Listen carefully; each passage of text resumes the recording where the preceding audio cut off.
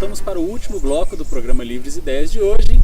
O programa Livres Ideias, para você que ainda não conhece, é um programa produzido pelo Cenas Pré-Vestibular e Concursos em parceria com a pousada Relíquias do Tempo.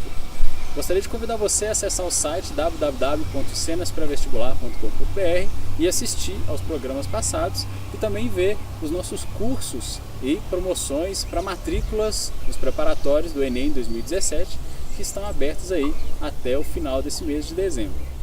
Bom, continuando a discussão do último bloco sobre os efeitos da ação do homem na extinção da flora e da fauna, certo? A gente vem discutindo, vem lendo em notícias, lendo em artigos que o planeta Terra vem passando pela sua sexta extinção em massa de espécies animais e vegetais.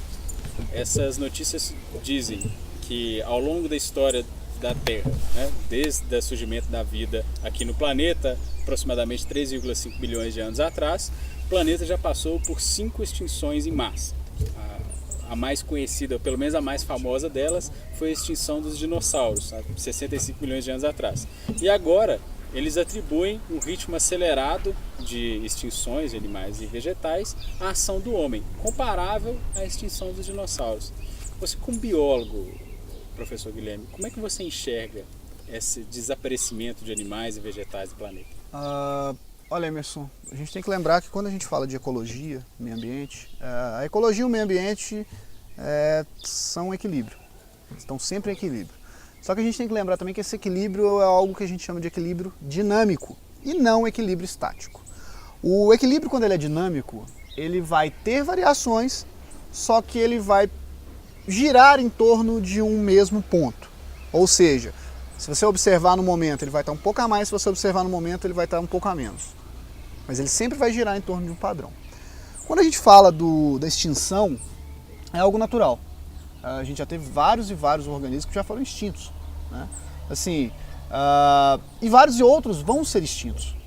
É natural. A gente tem vários animais recentes que foram extintos. Por exemplo, a gente tem o pássaro dodô, lá da Austrália, da Oceania, ele foi extinto recentemente. A gente tem animais ameaçadíssimos de extinção. Nesse caso, inclusive, pela ação do homem.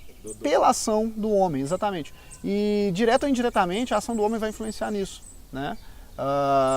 Quando a gente desmata um ambiente de Amazônia, por exemplo, quando a gente vai lá e desmata, a gente está tirando ali várias espécies que a gente conhece. Em sua maioria a gente conhece. Só que, ao mesmo tempo, a gente está tirando ali espécies que a gente poderia ter reconhecido e não sabia. A gente tem uma questão de endemismo. Uma espécie endêmica é uma espécie que ocorre apenas em um local. Se eu venho naquele local, causo impacto, aquela espécie desaparece, não vou achar mais lugar nenhum no mundo. Então, quando a gente fala em grandes extinções em massa, é importante ressaltar que essa extinção não vai acontecer, vai chegar, bum, acabou, desapareceu. Quando a gente fala dos dinossauros, por exemplo, os dinossauros foram extintos. Aí fala do meteoro que caiu na Terra que extinguiu os dinossauros. Muitas pessoas podem achar que o meteoro caiu na Terra e o impacto do meteoro matou os dinossauros. Não foi assim, né?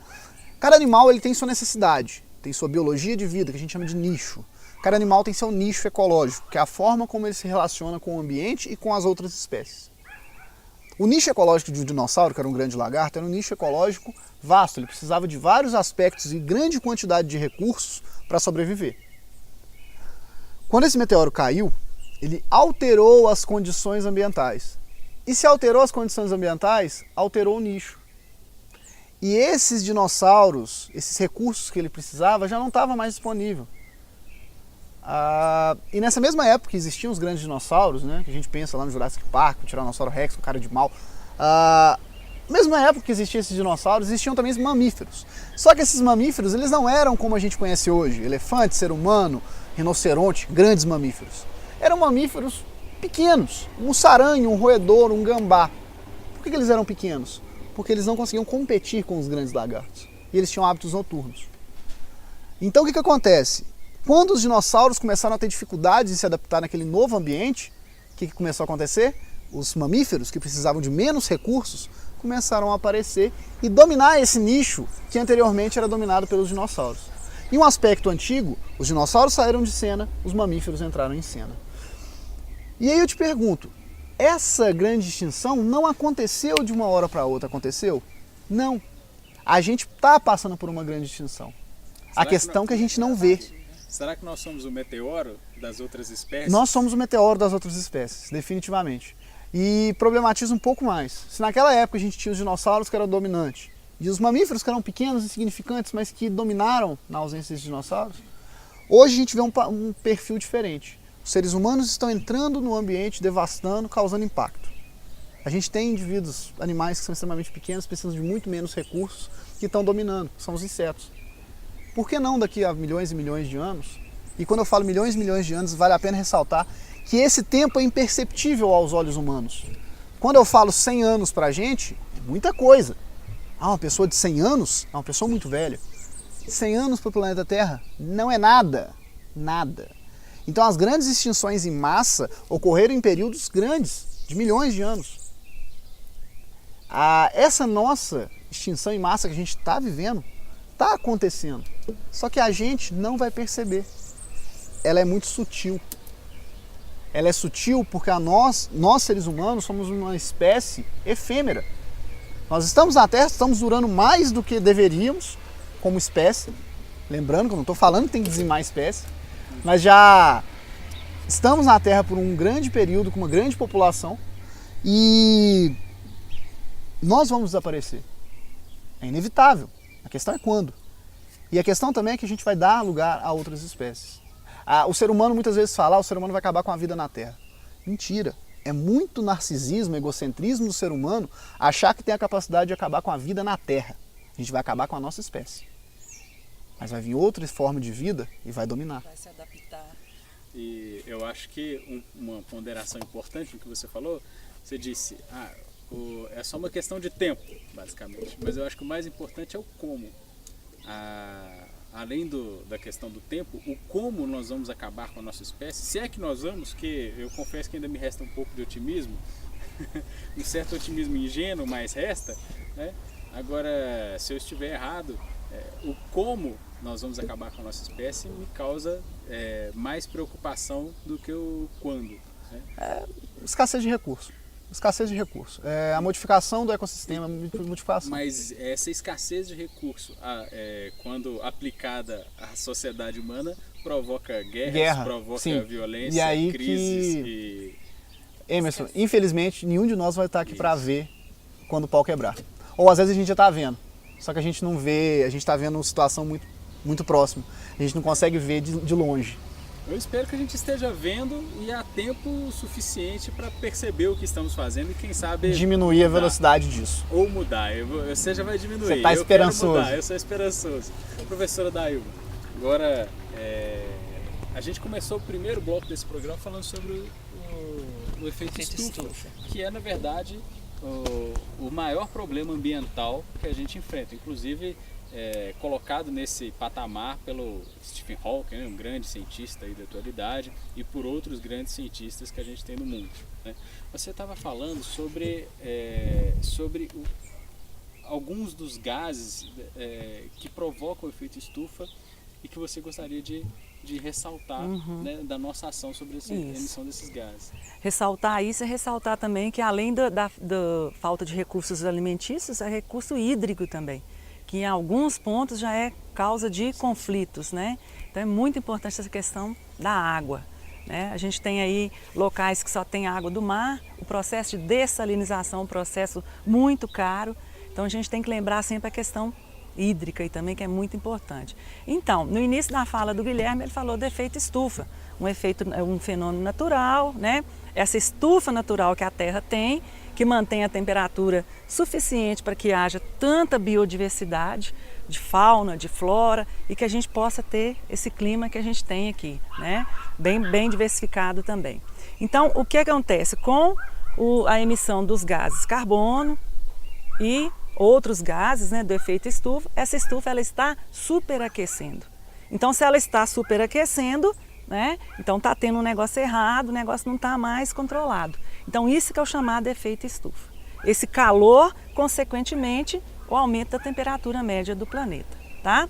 Então quando a gente fala que se não houvesse essa estufa, né, esse efeito estufa, talvez o planeta seria 33% mais frio do que ele é. Não teríamos tanta espécie, né, de fauna e flora, não teríamos esse clima, né, que podemos sobreviver. tá? Então essa questão do efeito estufa, que é o grande X da questão para acontecer o aquecimento global, né? O aumento da temperatura média do planeta, tá? Não se alarmem, nenhum de nós tem previsão, nenhum geógrafo, geólogo tem a menor noção, né, de uma previsão para quando será, se houver essa extinção. Isso é previsões muito futuras. E quando a gente fala da escassez de alimentos, gente, nós temos que lembrar quando o Malthus falou isso lá no século XVIII, né, que a cada 25 anos a população ia duplicar. Então nós teríamos muito mais do que 7 bilhões. Não aconteceu, né? Não teria alimento para toda essa população, também não aconteceu, porque ele não contava com a tecnologia, a revolução verde, a revolução agrícola, todas essas técnicas que faz aumentar a produção de alimento, né? Os insumos que a gente tem. Há pouco tempo eu fui na Embrapa terminar o TCC, um curso que eu estava fazendo. A moça me falou, a terra é simplesmente para segurar a planta. Eu, como assim? O que faz ela crescer ou aumentar a produção são os insumos. Então a gente tem essa questão, né? Questão hídrica. A gente tem aqui um aquífero, né, Guarani maravilhoso. O aquífero Bauru, que é um outro menor, mas de tal importância também. Então esses lençóis freáticos ainda oferecem para a gente um pouco de água, né? Mas já está sendo poluído também. Então só para deixar isso aí. Vai aumentar a população, mas vai aumentar a produção de alimento e a gente tem outras soluções para ter água potável. Então só deixar essa tranquilidade. Bom, professores, eu gostaria de agradecer a participação de vocês, eu acho que enriqueceu muito a nossa discussão. Gostaria de dizer para vocês, né, e também para a nossa audiência, que pelo menos no meu ponto de vista, que é um ponto de vista otimista, ingenuamente otimista, mas ainda assim otimista, de que nós somos uma espécie, sim, como qualquer outra que você for pegar no planeta, mas a gente já conseguiu se emancipar de vários fatores naturais que são reservados a outras espécies e a nossa não necessariamente, né? Então, penso eu que nós, como seres humanos que já fomos à Lua, já fomos a Marte, né? Através da sonda Curiosity, por exemplo, né? Nós temos condições intelectuais e recursos financeiros, né, para conseguir superar essa diversidade climática que foi provocada por nós. Aliás, que tem um princípio natural, mas que é agravada por nós, né? Eu diria superar e adaptar-nos, né, a questões que virão por aí. Exatamente. Né? Inclusive porque, no meu ponto de vista, não faz muito sentido a gente fazer planos para o futuro, a gente construir famílias, ter filhos e netos, para deixar num mundo que aparentemente está prestes a acabar ou que vai enfrentar dificuldades sem tamanho para todo mundo, como a gente já vê e vem acontecendo no mundo inteiro, inclusive aqui no Brasil. E até porque já ficou provado que há algumas soluções para amenizar esse aquecimento global, né? Há exemplo as energias alternativas, né? É verdade, né? Bom, então eu convido vocês a assistirem esse e outros programas em nosso site e até o próximo programa Livres Ideias. Um grande abraço e até lá!